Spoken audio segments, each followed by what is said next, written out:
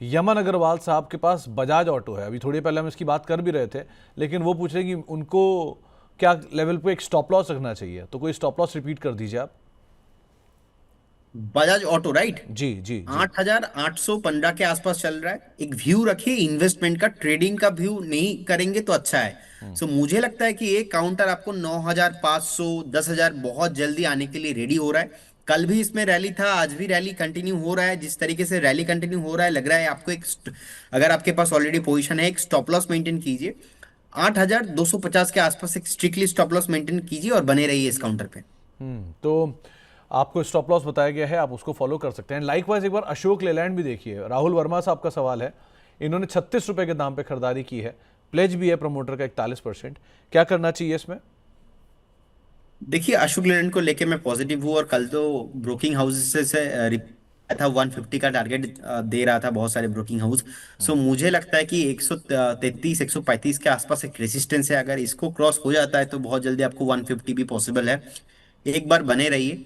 जिस तरीके का फंडामेंटल है, जिस तरीके का टेक्निकल चार्ट है, मुझे लगता है कि 149 150 बहुत जल्दी कमिंग सुने। एक स्टॉप लॉस मेंटेन कीजिए जिनके पास है 122 के आसपास। सो आप करंट जोन से भी बाई करके जा सकते हो। कल भी ऊपर था, आज भी अच्छा ही लग रहा है चार्ट में। कोई भी प्रॉब्लम नहीं है, फंडामेंटल बढ़िया कंपनी है। 150 इज कमिंग सुन, बने रहिए। तो 150 आ सकता है जल्दी, आप बने रहिए, कोई ऐसी दिक्कत नहीं है इस कंपनी के साथ। इसके अलावा एक सवाल आया है एसोसिएटेड एल्कोहल को लेकर। आमतौर पे सवाल आता है रचित जी के लिए, लेकिन इस बार ये आप फंस गए सामने। तो 1,025 रुपये के दाम पे उन्होंने खरीदारी कर रखी है, 150 शेयर है। क्या करना चाहिए इसमें? देखिए, हाँ, राचित जी को ही सार सब लोग क्वेश्चन कर रहे हैं अब। हम दोनों भाई भाई है ऑलमोस्ट, तो सब हम्म। लोग उनका क्वेश्चन मेरे ऊपर भी दे रहे हैं, ऐसे बहुत सारे लोग हैं। सो देखिए, अभी 1059 1060 के आसपास अभी ट्रेडिंग हो रहा है। और डिस्क्लेमर देना चाहूंगा, ऑलरेडी एक हफ्ता पहले ही, आई थिंक एक हफ्ता या तो 4-5 दिन पहले ही, ऑलरेडी हमारे जो पेड मेंबर्स हैं उनको हमने सेम जगह से जो है 1060 से आसपास से ही हमने कॉल जनरेट किया है। सो मुझे लगता है कि बहुत ही पोटेंशियल है इसमें, फंडामेंटली स्ट्रॉन्ग काउंटर है। और इंटरेस्टिंग फैक्ट ये है कि मैं आपको टेक्निकली बता रहा हूँ, 2023 12 जून के बाद कभी भी स्टॉक अपना जो वीकली एवरेज मूविंग प्राइस है उसके नीचे क्लोजिंग नहीं है। रिसेंटली ऑलमोस्ट 983 के आसपास एक एवरेज प्राइस था, वहां से सपोर्ट लेके फिर से ऊपर गया। फिर से हमने देखा कि 1,010 के आसपास आया था, वहां से सपोर्ट लेके फिर से ऊपर जाने के लिए रेडी हो रहा है। सो बहुत ही रिस्क फेवरेबल आ रहा है। अगर कोई भी बाय करना चाहते हो आप, सो मुझे लगता है कि करेंट जोन से करना चाहिए। कि इन्वेस्टमेंट व्यू है, ऐसे स्टॉक्स पे आपको ट्रेडिंग नहीं करना चाहिए, क्योंकि ट्रेडिंग करने वाला काउंटर है नहीं। बहुत जल्दी आपको स्टॉक 1250 1300 के भाव आते हुए दिखेंगे। स्टॉप लॉस बहुत ही छोटा सा होगा यहाँ पे, 1,000 के आसपास एक स्ट्रिक्टली स्टॉप लॉस मेंटेन कीजिए, बने रहिए। 2023 से आज तक कभी भी जो वीकली एवरेज प्राइस है, अकॉर्डिंग टू माई इंटरप्रिटेशन, ये ब्रेक नहीं हुआ है। तो बहुत ही अच्छा शानदार रैली जो है चल रहा है। सो होल्ड करने का ही सलाह रहेगा। मार्केट में इतना कुछ हो गया, देखिए, इंडिया पाकिस्तान अलग अलग चीज आ गया, टैरिफ वाला मैटर आ गया, कितना कुछ हो गया, लेकिन वीकली एवरेज प्राइस के नीचे नहीं गया। अभी भी वीकली एवरेज प्राइस से धीरे धीरे बेस बिल्डिंग हो रहा है। तो मेरे ख्याल से जिनके पास है होल्ड करना चाहिए, फ्रेश बाई भी आप करके जा सकते हो। नहीं तो प्रदीप सर, वैसे भी जिस सेगमेंट में या जिस प्रोडक्ट में ये कंपनी डील करती है, इंडिया पाकिस्तान का वॉर हो भी गया तो भी बहुत फर्क पड़ना नहीं है उसके ऊपर। एक पार्ट। दूसरा, अगर डिस्ट्रेस आ भी गया तो शायद सेल ज़्यादा ही होगी, तो इनके लिए तो और अलग ही तरह की इनकी मोमेंटम रहते हैं। खैर, ये वीक नंबर भी थे, इस बार के नंबर थोड़े कमज़ोर आए थे इसलिए नीचे आ गया था, लेकिन वैसे कंपनी अच्छी है। अदरवाइज जो प्रदीप सर भी कहते हैं और रचित सर भी लगातार यही कहते हैं, कंपनी अच्छी है, आप नज़र रखिएगा इस पर। सिद्धार्थ नाथ साहब हमारे मेंबर भी हैं, इनका एक सवाल आया है। पहले तो ये आपको आपकी प्रशंसा कर रहे हैं, आपको अपने रिगार्ड्स दे रहे हैं। दूसरा, ये आरसीएफ, इन्होंने जेएम भी लिखा है, जेएम और आरसीएफ दोनों खरीदना चाहते हैं। जेएम पे आप राय ऑलरेडी दे चुके हो अपनी, लेकिन आरसीएफ में 6 से 8 महीने का नजरिया है, तो क्या करना चाहिए? देखिए, बहुत टाइम से कंसोलिडेशन हो रहा है। आरसीएफ 150 के आसपास अभी ट्रेड हो रहा है। मुझे लगता है कि अभी भी कंसोलिडेशन जो है खत्म हुआ नहीं। आपको 158 160 मैक्सिमम आते हुए दिखेंगे, उसके बाद भी देखेंगे कि एक बार आपको रेजिस्टेंस आता हुआ दिखे। तो जिनके पास है, आप बने रहिए विथ स्टॉप लॉस ऑफ 135 के एक स्टॉप लॉस के साथ बने रहिए। फ्रेश बाय यहाँ पे नहीं करके जाना है, क्योंकि बहुत जो स्टॉक जो है ना, कंसोलिडेशन अभी मुझे लगता है कि टाइम अभी भी बाकी है। स्टॉक बहुत टाइम से नहीं चल रहा है। सो एक बार वेट करने का सलाह होगा इसमें। तो आपको जो है अभी वेट करिए, थोड़ा कंसोलिडेशन और शायद गहराता हुआ दिखाई पड़ सकता है। एक मेंबर हैं हमारे, हनीश शंखला साहब, उन्होंने आपसे पूछा है कि कोलकाता इलेक्ट्रिक कैलकाटा इलेक्ट्रिक यानी CESC में क्या किया जाए? 181 रुपये के दाम पर खरीदारी है। ऑब्वियसली ये सवाल तो आप ही के लिए आना था। सो क्या किया जाए? देखिए बने रहिए, फंडामेंटली मुझे अच्छा लगता है, और अभी 164 के आसपास चल रहा है। और जिस तरीके से सीएससी लोगों को लूट रहा है अभी, और जितना बिल आ रहा है उससे ज्यादा पैसा ले रहा है, तो कहीं ना कहीं मुझे लगता है कि जोक्स ऑफ द पार्ट, देखिए मुझे लगता है कि बने रहना चाहिए। चार्ट में अच्छा ही लग रहा है, खराब तो नहीं है। 142 के आसपास एक स्टॉप लॉस मेंटेन कीजिए, बने रहिए। मुझे लगता है कि कमिंग फ्यूचर में स्टॉक आपको 180 185 तक आते हुए दिखेंगे। मैक्सिमम 1 मंथ लग सकता है, लेकिन 185 180 इज कमिंग सुन। होल्ड करने का सलाह होगा। एक बार 185 आएंगे तो उस टाइम पे हम बाद में एक बार रिव्यू करके देखेंगे। ज़्यादा बिल आता है क्या प्रदीप सर? सर बहुत एलिगेशन है इन लोगों के ऊपर अभी, मतलब अभी तो स्मार्ट मीटर आ गया है, तो स्मार्ट मीटर में कोलकाता में ऐसा हो रहा है, जिनका बिल आ रहा था 2,000 उनका बिल आ रहा है 10,000, जिनका बिल आ रहा था 10,000 उनका बिल आ रहा है 20,000। इसके ऊपर अलग अलग जो है कंप्लेन करने के बाद भी सॉल्यूशन नहीं आ रहा है। ऐसा बहुत सारे कंप्लेन है, सोशल मीडिया पे घूम रहा है। मैंने आज सुबह ही देखा है कि ऐसा ऐसा कंप्लेन है। चलो खैर, उम्मीद करते हैं बिल नीचे आएगा, शेयर ऊपर जाएगा। Let's see. आगे बढ़ते हैं। और अंकित वात्स्यायन जी का एक सवाल आया है। इनके पास TCS है और टाटा टेक है, मतलब ये दोनों में खरीदारी करना चाहते हैं, तो क्या खरीदारी करनी चाहिए? पहला सवाल तो यही है IT को लेके, क्योंकि आप बहुत बुलिश रहे नहीं हैं हमेशा। और दूसरा, अगर खरीदारी करनी चाहिए तो कौन से लेवल पर? अब देखिए मुझे लगता है कि टीसीएस ऑलरेडी बहुत नीचे आ चुका है। इनफैक्ट मैं तो अभी करेंटली मैं लास्ट 2 हफ्ते से सुपर बुलिश हूँ आईटी को लेके। पहले भी मैं था, लेकिन अभी तो सुपर एग्रेसिव बुलिश हूँ, क्योंकि आज से 2 साल पहले ना, आप जब एचडीएफसी बैंक किसी को बोलेंगे कि सर मैं बाय करूंगा, लोग हंसते थे। लेकिन अभी आप बोलेंगे मैं टीसीएस बाय करूंगा, लोग हंस रहे हैं, क्योंकि बहुत टाइम से हमने देखा है लास्ट 2 से 3 महीने में जो है आईटी सेक्टर चला नहीं है। जो आईटी सेक्टर का टॉप बनाया था निफ्टी आईटी ऑलमोस्ट 46,000 के आसपास, वो आईटी ऑलमोस्ट 30,500 31,000 के आसपास एक बार बेस बना के 34,000 35,000 के आसपास ट्रेड हो रहा है। टीसीएस का रिजल्ट उतना अच्छा नहीं आया था। इंटर आईटी में अब देखेंगे उतना अच्छा रिजल्ट, बढ़िया रिजल्ट नहीं आया। और टैरिफ के साथ डायरेक्टली जो है हिट जो है नहीं हुआ है, तो इसलिए ज्यादा इफेक्ट नहीं हुआ है इसमें। वो बात सही है, लेकिन मुझे लगता है कि एक तो स्टॉक रैली हुआ था, बाद में स्टॉक नीचे आया। नीचे आने के बाद जो कंसोलिडेशन फेस है वो टीसीएस में अभी चल रहा है, कंसोलिडेशन फेस। लेकिन ये जो 3,000 3,020 के आसपास आ रहा है, आज से 2 साल बाद आप अफसोस करने वाले हो, आप रिग्रेट करने वाले हो कि हमारे पास टीसीएस क्यों नहीं है। क्योंकि लास्ट मुझे लगता है कि 4 से 5 साल का जो है बहुत ही एक अच्छा वो चला है, उसके बाद अंडर वैल्यूएशन में अभी चल रहा है। आपके पोर्टफोलियो में डेफिनेटली टीसीएस होना चाहिए, तो टीसीएस अगर है तो पोर्टफोलियो में ऐड कीजिए। फ्रेश बाय भी आप करके जा सकते हो। मुझे लगता है कि बहुत जल्दी ये स्टॉक 1.5 से 2 साल का भी प्लान करेंगे तो यहाँ से मिनिमम 25% 30% रैली पॉसिबल है।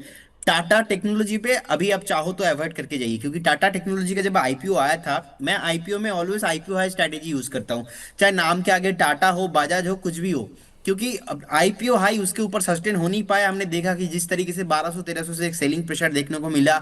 अभी तो मुझे लगता है कि और कुछ क्वार्टर का रिजल्ट के लिए वेट करना पड़ेगा, क्योंकि अगर रिजल्ट अच्छा नहीं आएगा तो अल्टीमेटली स्टॉक चलेगा नहीं। जिस तरीके का अभी का रेवेन्यू है, मुझे लगता है कि बेस बिल्ड नहीं हुआ। शॉर्ट टर्म पे ऑलमोस्ट 620 630 के आसपास एक सपोर्ट है।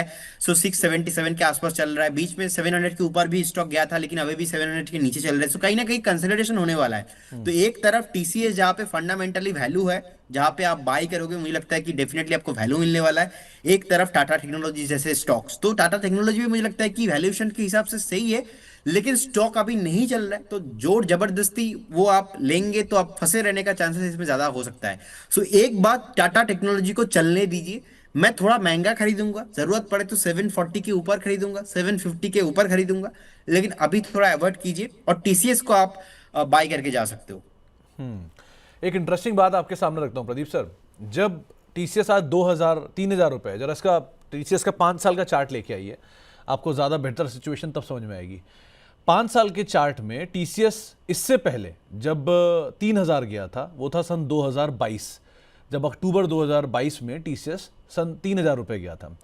उस साल TCS की जो उस महीने या उस क्वार्टर में जो EPS थी वो 29 रुपये थी, और उस साल की EPS थी 100 रुपये, 105 रुपये के आसपास, यानी कि उस समय का जो मल्टीपल था वो 28 का मल्टीपल है।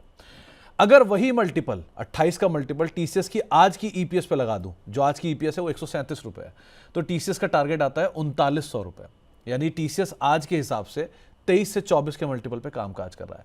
तो जो भाव लास्ट टाइम देखा था वहां से उसकी ईपीएस में 40% का इजाफा हो चुका है, लेकिन भाव वहां पे ही खड़ा है।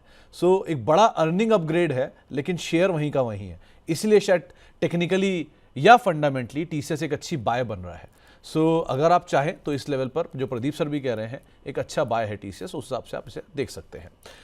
आगे बढ़ते हैं और अगले शेयर की तरफ रुख करते हैं, जो है पूजा नंदा जी का सवाल जमुना ऑटो को लेकर। इन्होंने 112 रुपए के दाम पे खरीदारी कर रखी है, 130 शेयर है, क्या करें प्रदीप सर इसमें? देखिए अभी ऑलमोस्ट 104 के आसपास ट्रेड हो रहा है। मुझे लगता है कि 95 एक स्टॉप लॉस मेंटेन कीजिए, बने रहिए। फ्रेश बाई नहीं करना है, जिनके पास है बने रहिए।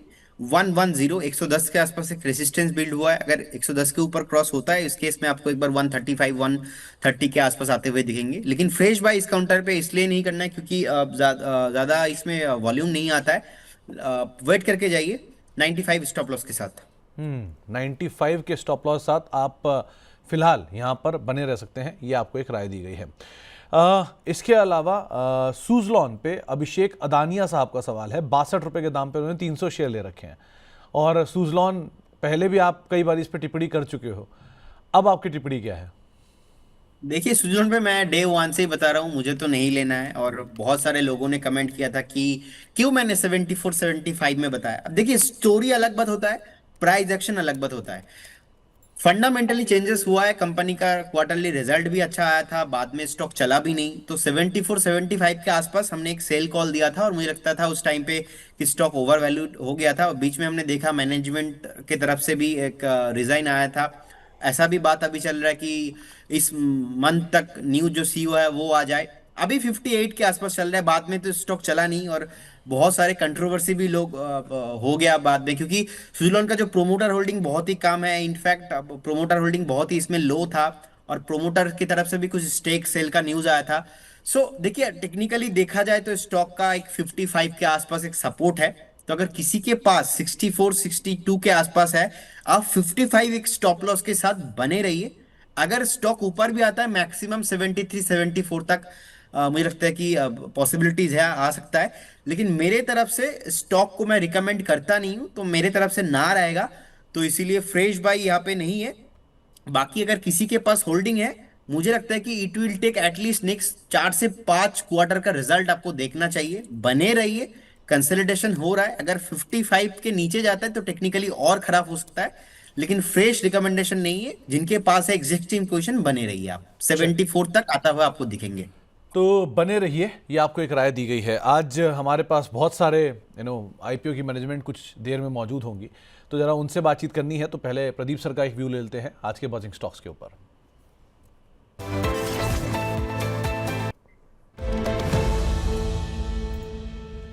प्रदीप सर, क्या चुना आज आपने? देखिए फंडामेंटली मुझे फोर्स मोटर्स लिमिटेड अच्छा लगता है, और करेंट जोन से फोर्स मोटर लिमिटेड को बाई करना है, एक स्टॉप लॉस मेंटेन करना है 19,000 के आसपास। तो 19,000 पे एक स्टॉप लॉस मेंटेन कीजिए, करेंट जोन से बाई करके जाइए। नेक्स्ट 1.5 से 2 महीने का कॉल रहेगा। मुझे लगता है कि पहला टारगेट इसमें 21,400 होना चाहिए, एंड सेकंड टारगेट मुझे लगता है कि 22,500 के आसपास होना चाहिए।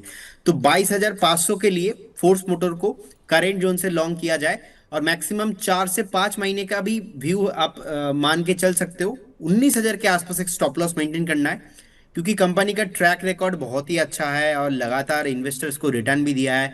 इनफैक्ट इसी महीना इसी साल आप मार्च में देखेंगे लगातार जो डेली कैंडल पॉजिटिव आया है, मल्टीपल टाइम जो है रिटेस्ट हुआ है, लेकिन डेली कैंडल जो एवरेज प्राइस है उसके नीचे नहीं सस्टेन हुआ है। तो जिस तरीके से अभी 20,600 के ऊपर अभी आया है, और मुझे लगता है कि ये स्टॉक एक बार 22,500 23,000 जाने के लिए रेडी हो रहा है।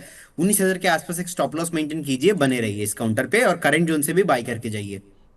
तो करंट जोन से भी आप बाय करके जा सकते हैं। पिछले 4 साल के आंकड़े आपके सामने रखता हूं, जरा इसके चार्ट लेके आइए। 5 साल का फोर्स मोटर का 5 साल का चार्ट लाइए जरा। हर साल में ये शेयर दुगना हो जाता है। 2023 से 24, 24 से 25, रादर 2022 से 23 भी कर लीजिए, 22 से 23, 23 से 24, 24 से 25, हर साल ये शेयर दोगुना होता चला जा रहा है। और उसकी वजह भी है कि ये company Mercedes, BMW, Rolls Royce के इंजन बनाती है और खुद के जो इनके इंटीग्रेटेड प्रोडक्ट है वो अपनी जगह है। और एक इंटरेस्टिंग फैक्ट ये भी है कि इस कंपनी की पेरेंट कंपनी के पास बजाज ऑटो का 6% स्टेक भी है, जय हिंद इंडस्ट्रीज़ के पास। एनीवेज, फोर्स मोटर पे खरीदारी करके चलने की राय आपको प्रदीप सर दे रहे हैं और आप खरीदारी कर सकते हैं यहाँ पे। और 21,000 के ऊपर के जोन यहाँ आते हुए दिखाई पड़ेंगे। वैसे भी शानदार तेजी रही है, अच्छे नंबर भी रहे हैं। प्रदीप सर, आप कार्यक्रम में शामिल हुए, आपका बहुत बहुत शुक्रिया। आज माफ़ी इस चीज़ के लिए भी कि आज थोड़ा आपको वेट करना पड़ा, लेकिन आप कार्यक्रम में शामिल हुए, बहुत बहुत शुक्रिया। कोई डिस्क्लेमर? कोई बात नहीं सर, कभी कभी लेट हो जाता है, कोई इशू नहीं। और मैं तो अच्छे से सुन रहा था मैनेजमेंट को। जी। देखिए, investment in securities market subject to market is. कोई भी स्टॉक्स में अगर आप निवेश कर रहे हो, काइंडली आपका जो पर्सनल फाइनेंशियल एडवाइजर उनसे सलाह लेके कीजिए। ड्यूरिंग द सेशन बहुत सारे स्टॉक्स को लेके डिस्कशन हुआ है। कोई भी स्टॉक्स में हमारा कोई भी पोजीशन नहीं है, ना ही हमारे कंपनी का कुछ कंफ्लिक्ट ऑफ इंटरेस्ट है। स्टॉक मार्केट पे कुछ भी गारंटी नहीं होता, पास्ट परफॉर्मेंस फ्यूचर में इंडिकेट नहीं होता। सो काइंडली एक बार खुद से स्टडी कीजिए और उसके बाद इन्वेस्ट कीजिए। बहुत बहुत धन्यवाद, थैंक यू सो मच। अच्छा प्रदीप सर, जाने से पहले फोर्स मोटर का टारगेट एक बार रिपीट कर दीजिए, वो मिस कर गई मेरी टीम। ओके, देखिए 22,500 मुझे लगता है कि पॉसिबल है। पहला टारगेट होगा इसमें 21,400 500 ही पॉसिबल। अब जिस तरीके से रैली है, हो सकता है कि आज आ जाए, नहीं तो कल सुबह आ जाए। और अगर आप 3 से 4 महीने का प्लानिंग करके जाते हो तो मुझे लगता है कि 22,500 पॉसिबल है। 19,000 का स्टॉप लॉस, 22,500 लास्ट टारगेट होगा। नेक्स्ट 2 से 3 महीना मैक्सिमम पॉसिबिलिटीज है कमिंग सुन।